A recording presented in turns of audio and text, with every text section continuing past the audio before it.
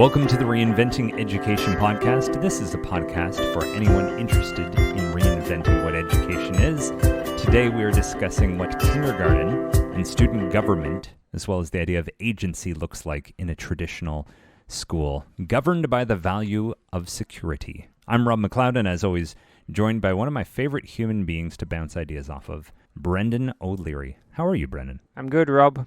And how are you today? Somewhere between good and also juggling the management of stress, uncertainty, and but some like silver lining optimism at the same time. Most of this being in reference to this current coronavirus, COVID-19 business that's going on around the world. And perhaps you came to this podcast to escape the world of that, but I think we want to take just a moment maybe at the start here to kind of look at the impacts of it within schools and what you and I have noticed. But before we get into that, what's up with you? How are you keeping? So when I say good, I mean good in the sense of both existential and real life troubles, but none that are insurmountable. Yeah, we've just done 2 weeks of what we were calling a virtual school. We have one more week left because I am in Japan, and the Japanese government have decided that essentially schools are closed for 3 weeks, and we've done 2 of those now. And so I did describe this in the last episode. We were just going into it, I think. We just done a few days.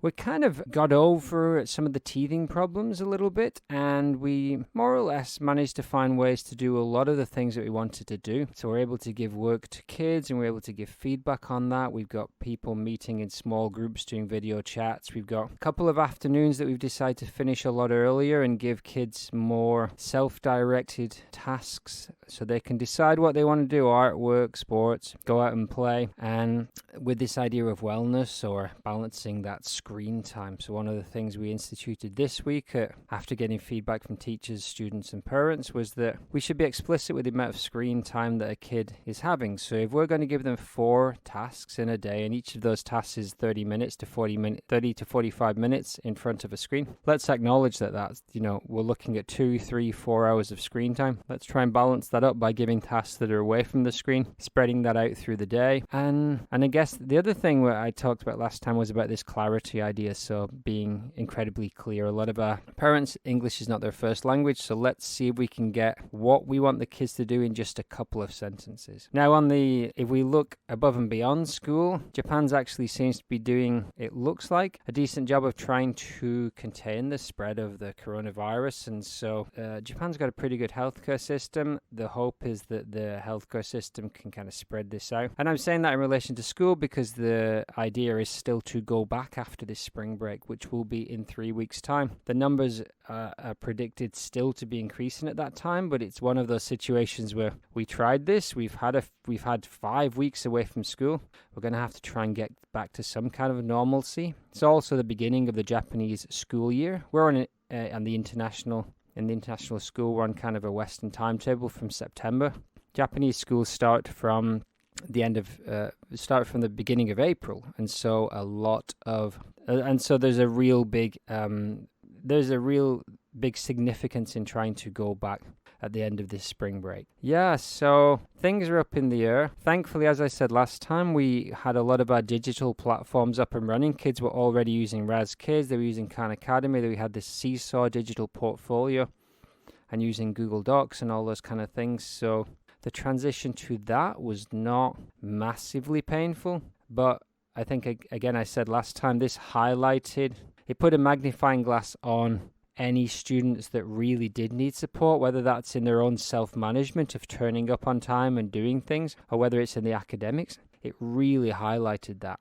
And so teachers and parents have really been working really well in collaboration to try and support students that needed a little bit more help with their own self-management, and obviously with any kind of academic support.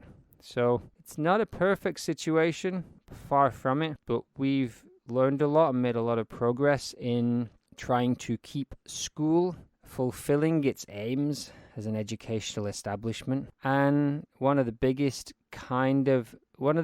things that we have lost from everybody being in their own homes is that social aspect of school. And I said this to you a couple of times in our conversations. This is really highlighting the social function of school, that we know it, of course we do, but we will appreciate it so much more when we get back and we're actually together for those 6-7 hours instead of sat in atomized groups or at our own station. And so I think going back to school probably with a greater appreciation of that time we spend in the same place, playing games together, hanging out, the conversations, because you definitely can run a school without people being in the building, but it would look very different from one that has everybody there. Really? Went on a little bit there, Rob. Yes. Yeah, well, no, there's a lot. Tell me about your side of things. Yeah. Sure. So I think the two things that come into my mind are just this idea of VUCA, which we've often spoken about, and the adaptability of schools. So I guess first, this virus situation, I think this is a good example of a VUCA context. So VUCA being volatile, uncertain, complex, and ambiguous. And, it's kind of like the rules of the game are changing nearly daily or at least weekly. And, this is a situation where you need to be able to be adaptive and rely on any kind of strategy to be the most adaptive. And through conversation with you, through conversation with other friends who are facing similar things of school buildings being closed, but attempts being made to continue lessons in some way or another, for me, it's really reinforced our narrative about the kind of 3 values in education.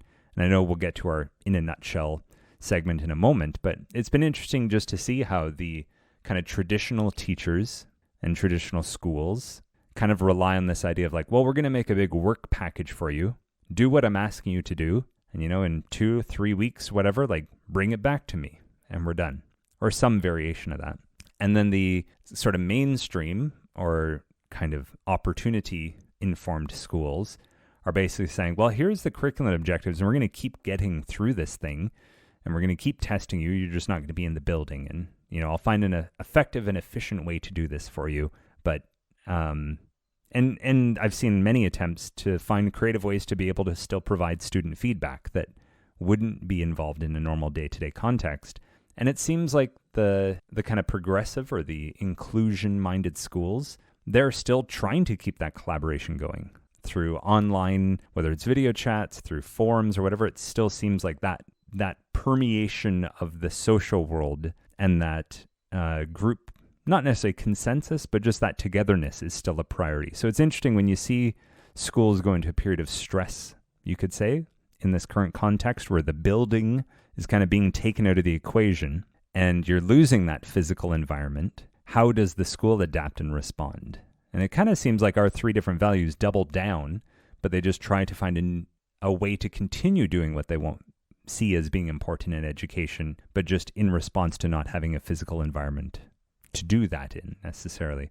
So yeah, that's kind of the first thought, is just noticing how we deal with that volatile, uncertain, complex, and ambiguous situation. And then I just wanted to share a personal anecdote, which was, so in Belgium, and I, for the sake of historical posterity, you and I are recording this March 15th. So with the intention that this will come out in about 3 weeks' time. And who knows, maybe we're in a very different context by that point. And we'll look at this as almost like a time capsule moment to go back and listen to. But this past Thursday night, actually at midnight, early Friday morning, the Belgian government had made the decision to close.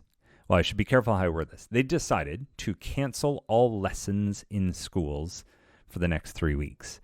Now, there's a little ambiguity there. What does canceling lessons mean? Does that mean canceling the lessons in the physical building, but being able to provide something online? Or does that mean all lessons for the next 3 weeks, essentially there's no school whatsoever? And it's actually been up to the schools to interpret those government directives. So some schools are just opting for the next 3 weeks, nothing. No homework's going home, no checkups. Essentially, you've got 3 weeks of break leading up to your 2 weeks of Easter break. Whereas other schools like mine have interpreted that as no physical classes in the building. There's no mandatory attendance. However, of course, we're going to continue to provide you with work to support your learning during this time leading up to our 2 weeks of Easter break. However, Friday morning, when the students showed up, I had one of the high school classes, and of course there was tons of buzz going around about the schools are closing and blah, blah. And I just kind of asked the kids a few times, well, do you guys know what that means yet? I was like, well, no, but the schools are closed and blah, blah, and all that sort of stuff. And, I took it, I think this is probably a very inclusion-minded or progressive approach to it. But I just said, hey, before we get into what we'll talk about today, you guys have legitimate excitement and concerns and all these sorts of things. And I just want to throw two kind of tools to think about this through. And one, I said, like, when things are, I didn't use the term VUCA, but I forget, how did I word it? I said, when you don't know what is going to happen yet, I think was the way I worded it, to kind of put it into a kid-friendly term. When you don't know what is going to happen yet, here are the two things that are the best strategies. One, just stick with the facts you know. And two, you can imagine, but then return to the current set of facts. And then we went through with the students some of their concerns or excitements, and we talked about them. I said, okay, so which one of these two categories does this fit in? Are you talking about something we know for sure right now, or are you imagining something, but that's an imagination and we're not sure about it yet? And we kept coming back to that word yet and saying, this is kind of volatile, uncertain, complex, ambiguous. We don't know this part yet. And I was basically saying, because all of the schools in Belgium woke up this morning, heard the news from midnight last night, and are now making a plan this morning for moving forward next week. So I said, there's going to be a meeting later today. Your parents are going to be informed, all this sort of stuff. Like this is coming, but we don't know the specifics yet. And the students said that was really helpful. And then we also just talked briefly about kind of the three physical responses to stress of fight, flight, or freeze. And there's a really helpful video on YouTube that I'd found that kind of broke it down for them. And I just said, and again, which one of these do you guys find yourselves coming from the most in right now in terms of this kind of unknown situation? And we're actually able to have a really high level mature conversation about their kind of approaches to stressful situations. And the feedback I got, 3 of them came up to me and talked afterwards and just said, I'm really glad you shared that with us, because I can see how I'm doing this, and I can see a few of the adults around me are doing this. And that was a really helpful way to talk about this. So I took a bit of a rant there, but it seemed like an opportunity, a real life opportunity to discuss some of the individual coping mechanisms to stress. And I can see the inclusion part of me coming out, where it's no, the most important thing for me in this moment is just the sensitivity of knowing that this room full of youth are going through something that doesn't mirror anything like any of their previous normal days of school. And I even asked a few of the kids, does this day seem weird to you? What's this like? And one of the students had said, this just seems like a dream. This doesn't seem like I'm actually at our school right now. This feels like I'm in a dream. And half the kids were like, yeah, exactly. This doesn't seem like this is happening. I don't get it. This is so weird. So yeah, a little bit of a ramble there, but just some of the kind of experiences that are coming out of this. Yeah, and interesting that you and I have spoken about the quadrants before, and the idea of I'm quite systems minded, and I described our system, and you're quite feelings and responses minded, and you described the thoughts and feelings. But obviously through our conversations, we know that within my school, we also had those discussions on the first morning when we found out on the Thursday evening. So we had the Friday to prepare, and we said we sent teachers into classes and said, obviously you're going to do this anyway, but take some time with your students and talk through those concerns and stresses. And and then I know from your side that you've had to go through the intricacies of trying to come up with a system that will allow your school to continue. So we've all got to deal with all of those kind of quadrants, those ideas, and this the other 2 quadrants we've not spoken about, the actions and kind of resources, and especially that culture idea. And I guess that's where you said before that each of these kind of value systems, and that's very much in those kind of cultures. Each of these value systems, whether it's security minded, whether it's opportunity minded, whether it is inclusion minded, kind of tries to double down on what they're doing and continue doing that good work in school just without that physical space. And maybe this is going to be a time capsule. We come back the next time we record in 2 weeks, 3 weeks or whatever, and things have changed massively. Let's hope it's for the better. Fingers crossed. Mm-hmm. But who knows? It's a VUCA world out there, as you like to say, Rob McLeod. Shall we move on? Yeah, reverse sponsorships for this week. Yeah, well, mine is very much in keeping with what we just spoke about. I wanted to shout out the Seesaw digital platform. So this is a platform that's used across thousands of schools now, and essentially it has two main functions. One actually has three main functions. The students can upload their own work and share it, get feedback on it in the comments, and tag it and put it in certain folders to return to. They can also, it's also a communication tool that messages between parents and teachers. It's very convenient in that side. And then teachers can actually set specific tasks for students to do, which is one of the ways we're using it now that we hadn't explored too much before. It has other functions too, that actually you can assign skills and you can assess skill levels in their kind of in the back end, where only generally teachers can see that stuff unless they explicitly decide to share areas of it. So it's a very useful tool, and it's actually pretty intuitive. You can put videos, photos, all kinds of links to Google Docs and other things up there. So yeah, that's my shout out. We're using it all day, every day. Trying to get that balance, of course, but it's really, really useful as a tool. Yeah. So the Seesaws. I probably should look into who makes it. The Seesaw Company. Go to Seesaw on the Google, and they'll tell you. They'll send you in the right direction. My shout out this week is actually a bit of a throwback, and I started revisiting this book. Well, I shouldn't even say I've revisited it. I pulled it off the shelf thinking, okay, in the coming weeks I might have a little extra free time on my hands to delve into some topics I've been putting off. And I wanted to come back to this book, Igniting Brilliance, Integral Education for the 21st Century, edited by Willow D. Essentially, it is a collection, I guess you'd say, of essays, case studies, of people who've applied integral to education. And although I think you and I are doing great cutting edge work, it's a little bit humbling to actually open up this book that was published in 2011 and to skim through the titles of some of the various papers that are in this. I'll just read off the first handful of them because I thought, well, this just kind of sounds like our weekly or bi-weekly episodes. But what can integral do for education? From progressive pedagogy to integral pedagogy. I mean, that's essentially our whole shtick on this thing. On the value and importance of personal development, an overview of embodying with awareness, botany in all dimensions, the flowering of integral science, homeschooling from an integral point of view, multiple things. So yeah, basically like a handful of things. And I read this book quite a few years back. I think actually the first year I moved to Germany, and I have some proof of that because my bookmark at the time was my pass to go up a gondola in Norway, which would have been the fall of when I moved to Germany. So I've pulled this one back off the shelf and looking to dig back into it with fresh eyes because you never step into the same stream twice. I'm curious to see what I'll get out of it this time around. So Igniting Brilliance, Integral Education for the 21st Century. And it's really interesting that you pulled that off the shelf and read it, and then it's like, oh, this is all the stuff we're talking about.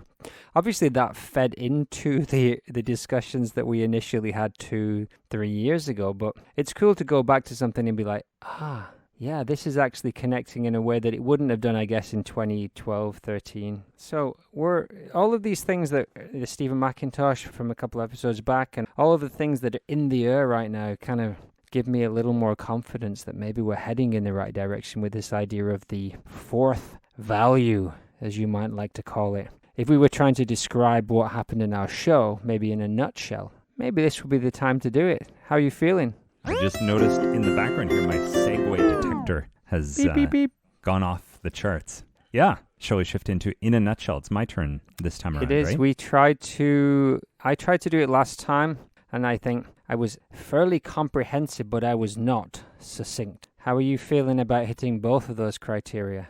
I'm going to attempt today. I'm going to attempt to do both of those at the same time. All right.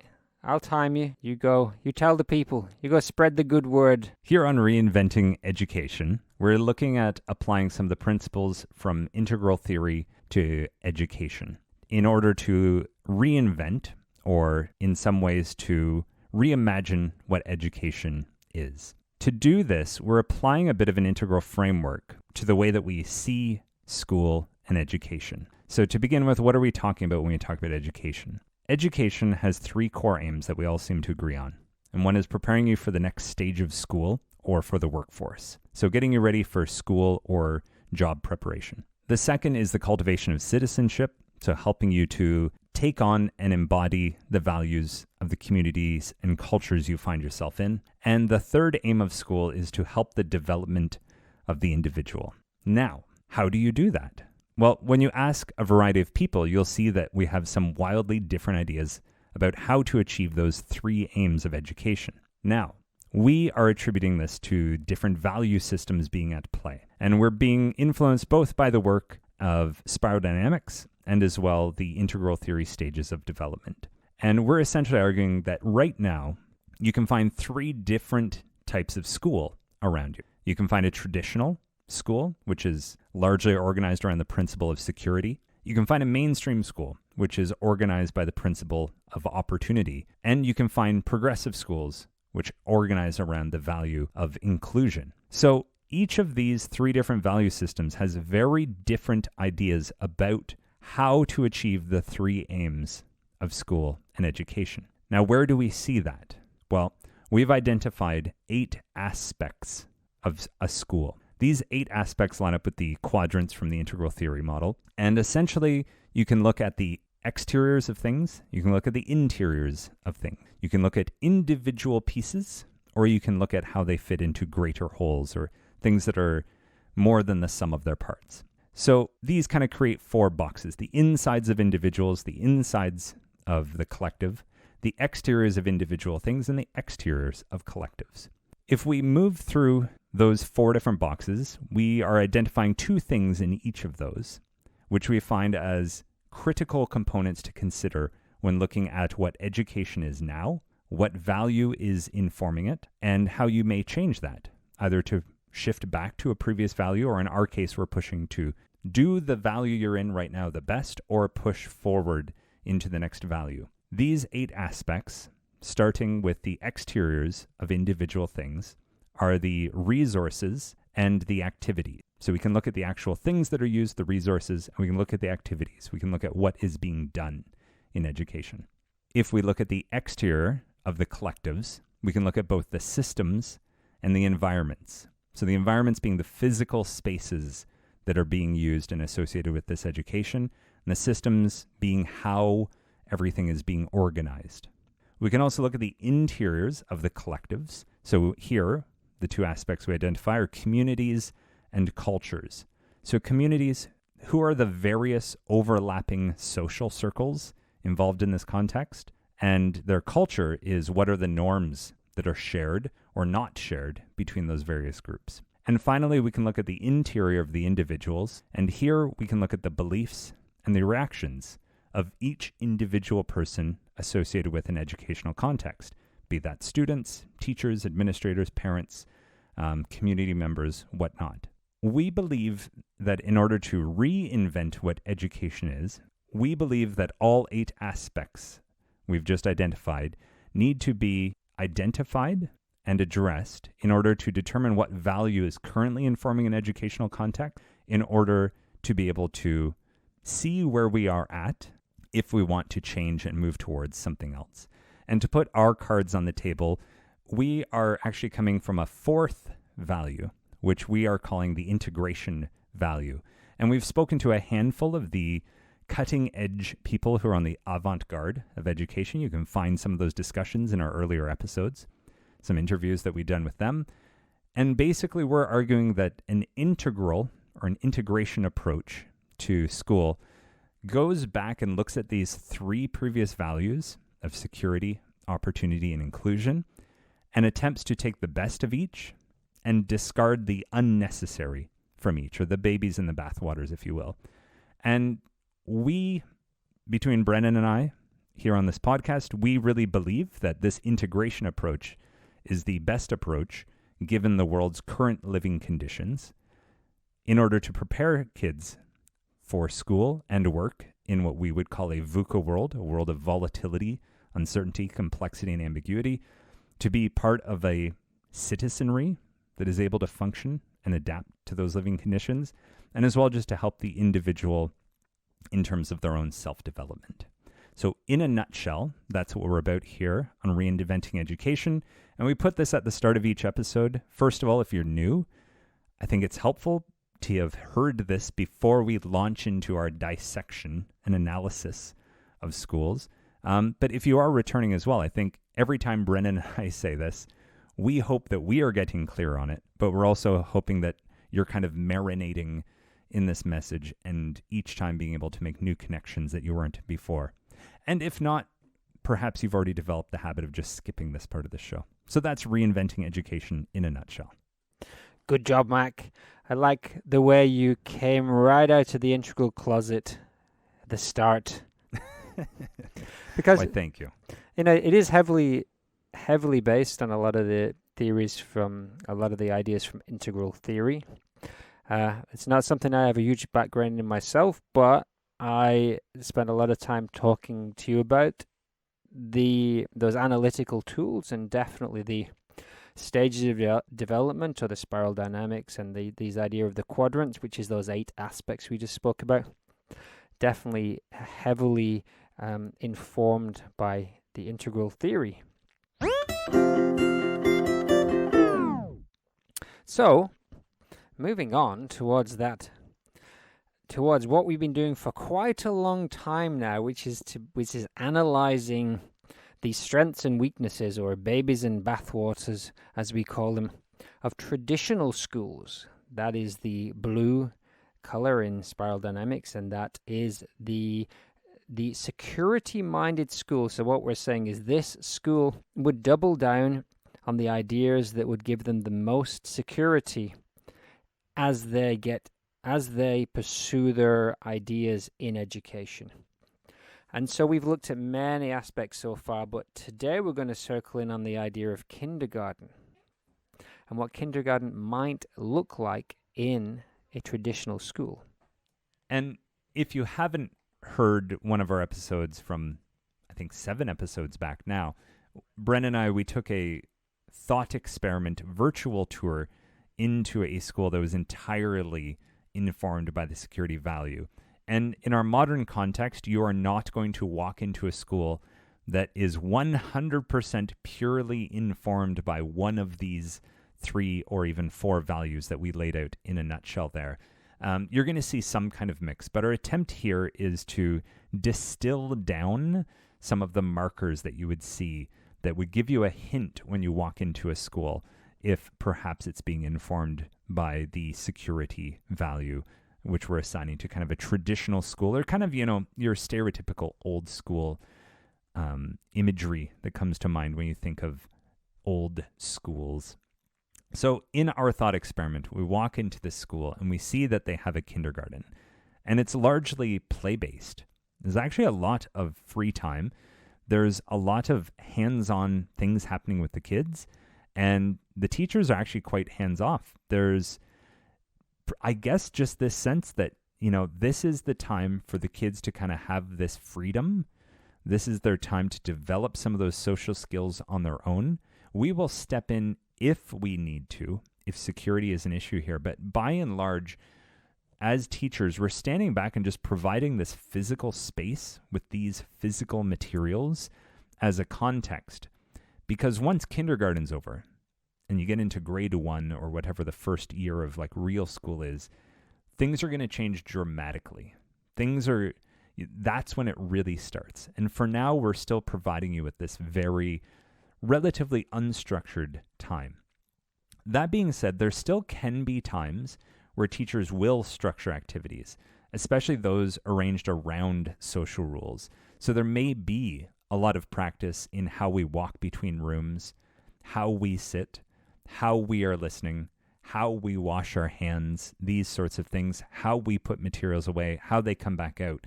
So the instruction you see is actually largely just procedural based, interspliced with large amounts of free time. So Brennan, if we look at what are some of the positive components to this, or the positive sides of this, what do you see? Well, every one of the value systems has its own concept of childhood and concept of how children should develop from very early childhood and up into adulthood. And what the traditional value sees is that As you said, this is a time before responsibility, and it is a time where you can learn to socialize. And generally, it's felt that, and it's somewhat of a consensus that it is natural and good for children to be given this time to socialize together. And especially in that traditional value, but also in the inclusion value that we see come what we call a progressive school would also see that this time spent together is very valuable. And it actually, I've done a little bit of digging, and it seems to be backed up by some research. The idea that, emphasizing more hands-on learning and giving students time to help one another out in kindergarten actually improves not only their social skills, but what the mainstream school might also want to see, which is, it actually improves their self-control, their regulation of their attention, and it actually may lead to greater academic scores. This seems to be good all round for everybody. If you give those kids under the age of 7, you give them a lot of time to hang out together, to play together, and you're just there doing kind of like some of the procedural stuff and just getting in there and having conversations about how they work together. This seems to be good for everyone. So I don't know if there's anything you wanted to add there in terms of the babies, Rob, before you move on to the bathwater. But here, let me know what's good and bad about this. Well, I think you've hit on the babies, the good stuff here when dealing with youth. To shift over into the bathwater, the things we might want to set aside here, the first thing that just strikes me is I've found this genuinely puzzling that in the traditional model of school, one that's so centered around security, one that's so centered around like teacher authority, it kind of just seems like there's kindergarten where like none of those norms apply. There's this idea of like, no, there is this free time, and then it's going to kick in grade 1, as I alluded to. And one of the issues here is like a lack of actual discipline in this context means that many of these kids are actually just hard to deal with at times because there might not be the reinforcement of certain norms. And that all of a sudden there's just this hard transition into grade 1 where you've kind of been living life one way, and then the next year, all of a sudden, there are many new expectations, social norms, all these kinds of things thrown onto you that you haven't really necessarily been practicing. I guess there's just this kind of blanket idea that, you're ready for it now. You're old enough. Done with the kiddie stuff.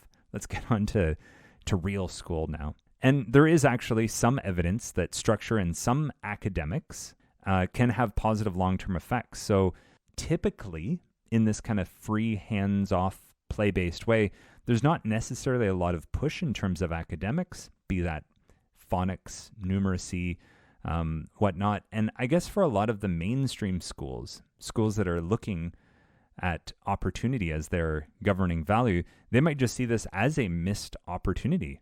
We could have started these kids on their trajectory towards meeting our expectations much earlier. And, other kids who are in a different kindergarten who did do that, maybe they've got a head start or an unfair advantage on our kids where we just kind of gave them this unstructured time. Now, you've mentioned some research here.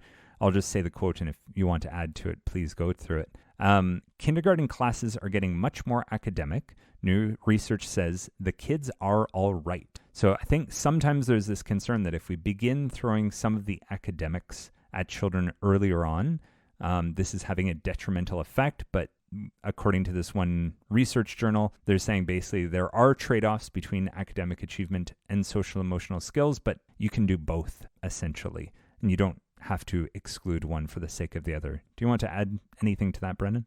No, I was a little surprised when I read this article and I kind of dug into, because I expected everything to say, let's keep academics out of kindergarten, it's going to have detrimental effects later. This essentially seems to suggest that there is some trade-off, and actually introducing a little bit of reading and writing and math and more academic stuff does not stop kids from developing socially, but actually can improve their academics as they get further at the school. So this was surprising for me, and I think this from a mainstream school would be very encouraging for them to hear. And then you would have to get into the nitty-gritty of how can you do that well, because in the traditional school, in the kindergarten, maybe just leaving the kids from 8 till 4 with free play, with just these kind of procedural instructions, maybe there's other stuff you can add in there. And of course, there are great kindergarten teachers, and it's not just hands-off play. They're having really wonderful discussions with kids, and they're talking about stuff, but it isn't structured in any way.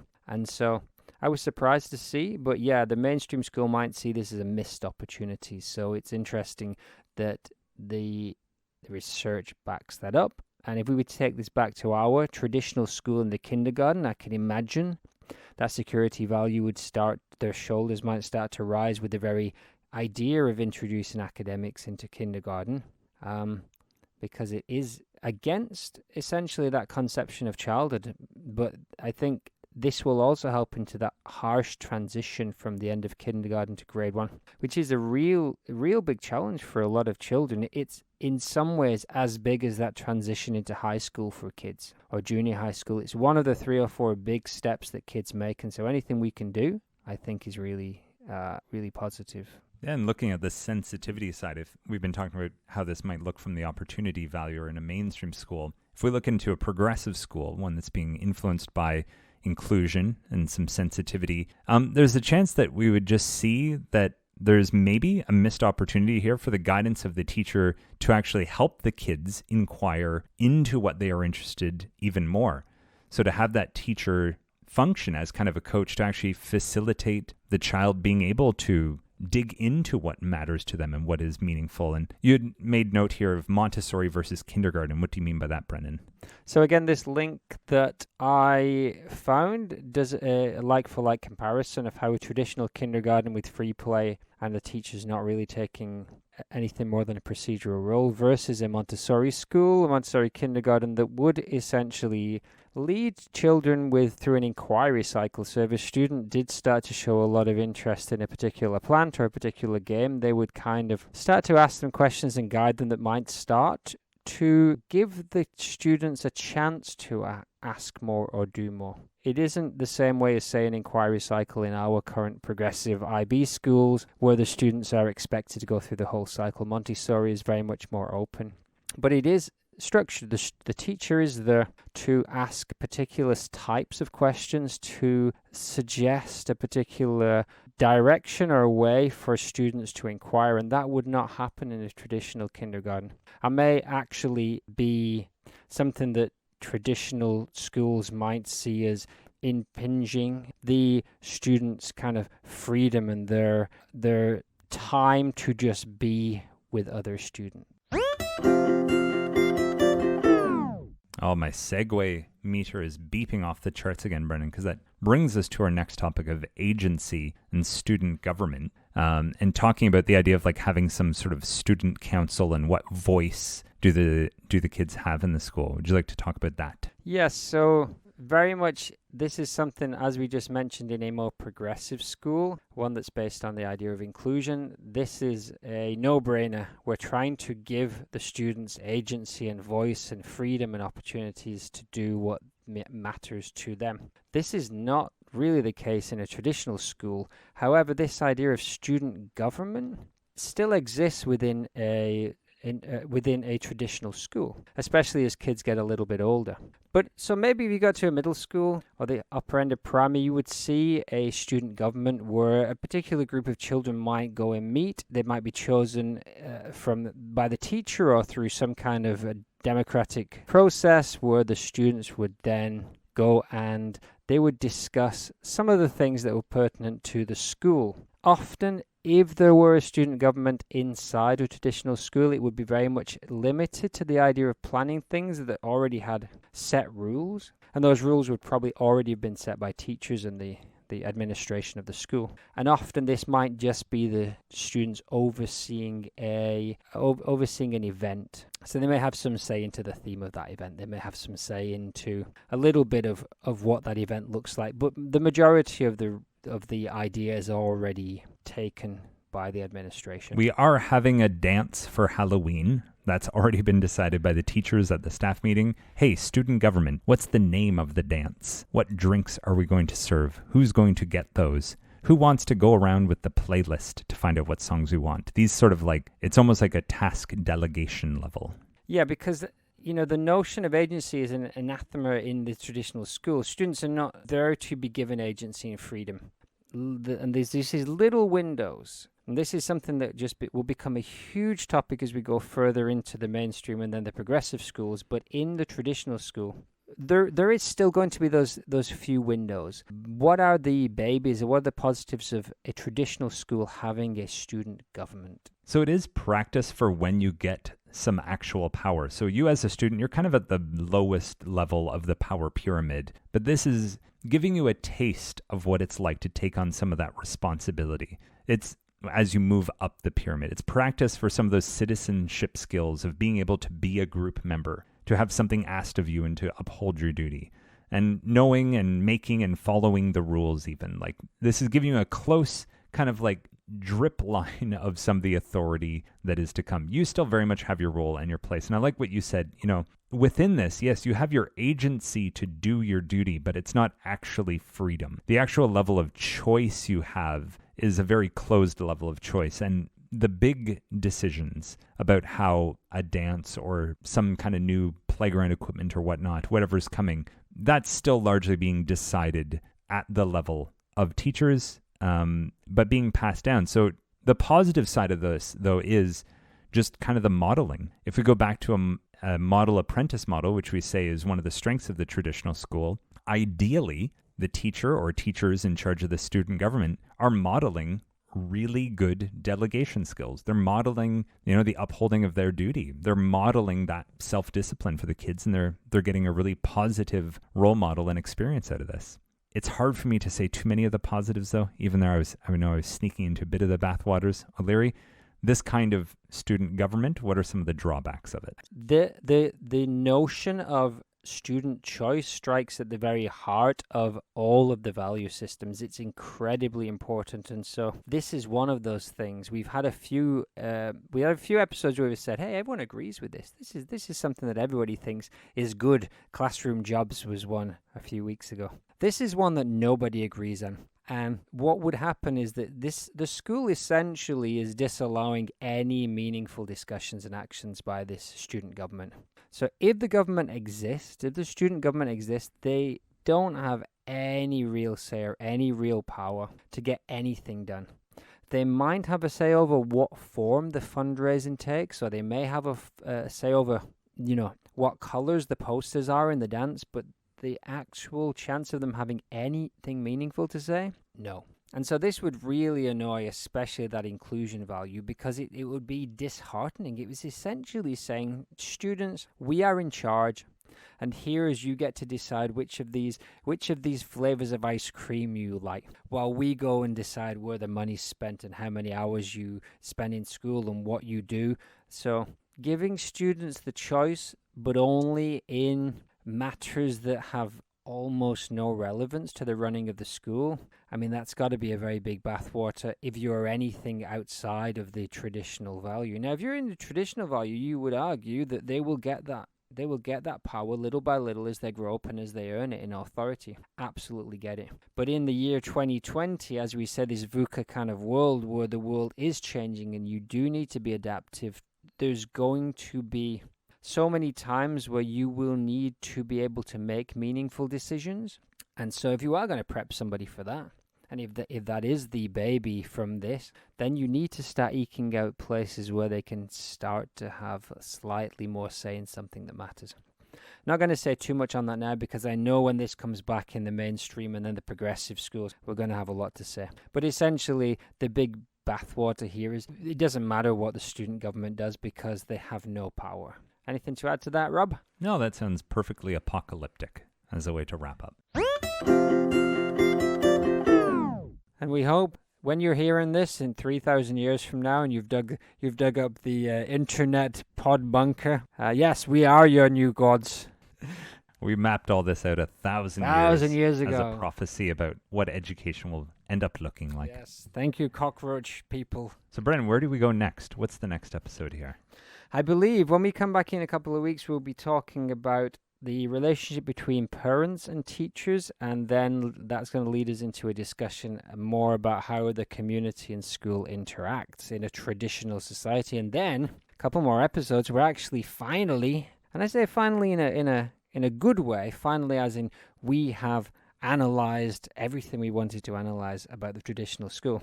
But finally, we will be done with the traditional school and able to look onwards and upwards towards the mainstream school, progressive school, and even off there in the distance, the integration school. How does that make you feel, Rob, in these dark days? Brings me hope. It's a silver lining in these clouds above the Belgian skies today. Right. Well, I hope you stay safe and everyone you love stay safe. Yeah, genuine, heartfelt wishes for everybody who's listening to this. Hope everyone's all right. All our love to the world. Let's do what we can. I'll send you that clip on the 3 different responses to stress. See which one you can identify yourself as, Brendan. Thanks, Brendan. Thanks, Rob. We hope this episode has been interesting. If you want to connect, we're on Twitter. We're kind of building a community there. Feel free to pass this episode on to others who give a damn about what's going on in education. From Brendan and myself, attention is a valuable thing these days. Thanks for having some of yours on what we're saying.